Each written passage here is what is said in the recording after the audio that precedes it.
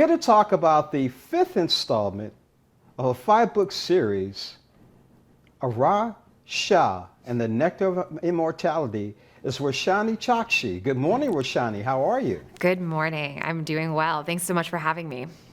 Well, thank you for joining us on Morning Blend. So, what fostered your interest in your Indian-influenced young audience in middle grade fantasy novels?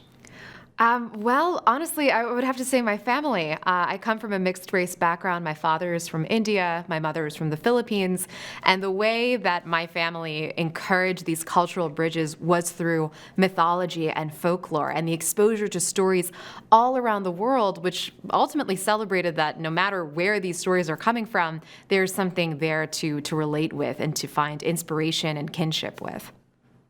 No, why do you believe inclusivity and representation are important in young adult fiction? I think well, let's say that you spend your whole first 10 years of your life never looking in a mirror. There's something kind of odd, invisible, and erasing about that sort of experience.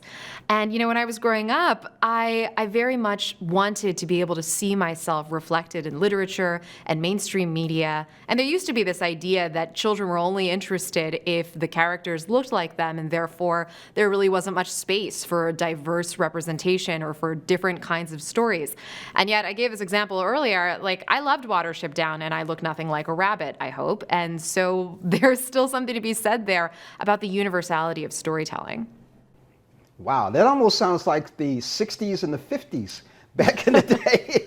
That story, a good story never ages. Even if it's something harrowing like reading Clan of the Cave Bear way too young, it still sticks with you.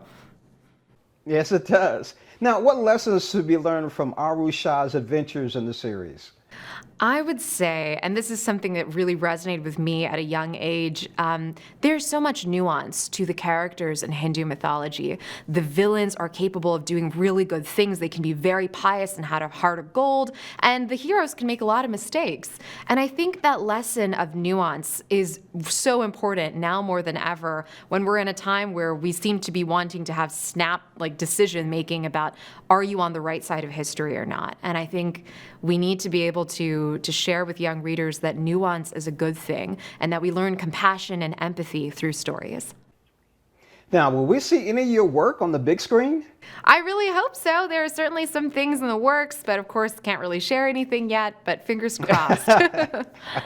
Definitely, fingers crossed.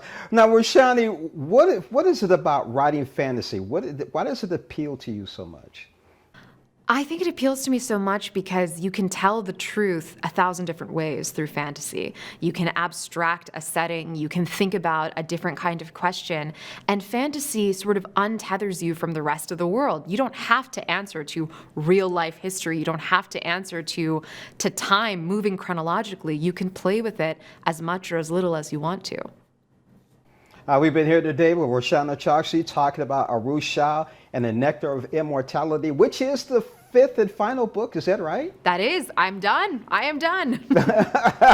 We're waiting on the movie, all right? It's either going to be Disney or Marvel. One of them's going to pick it up. Maybe even Pixar. I love it. I love that you're manifesting this. It's going to happen. You said it. Thank you for joining us on Morning Blend. Thanks so much for having me.